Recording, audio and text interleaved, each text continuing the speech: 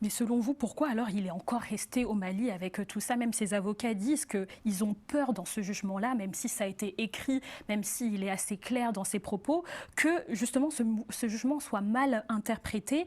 Pourquoi il n'est pas seulement allé en exil en France, comme justement l'ancien ministre de la Justice? Alors, moi, je pense que Moussa Mara, pour avoir échangé quelques fois avec lui, ce n'est pas ce type de personne. Il n'a peur de rien. Avant même ce tweet-là, il répondait à une interview où il disait que lui, il n'a peur de rien. Et rien ne peut l'intimider. S'il faut l'inculper, s'il faut l'emprisonner, ça se fera au Mali.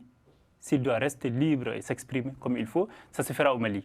Il faut savoir que juste avant, après sa première audition suite à ce tweet-là, il devait se rendre à Dakar pour participer à un forum, un colloque international où il était celui qui tenait le mot d'introduction de ce colloque-là.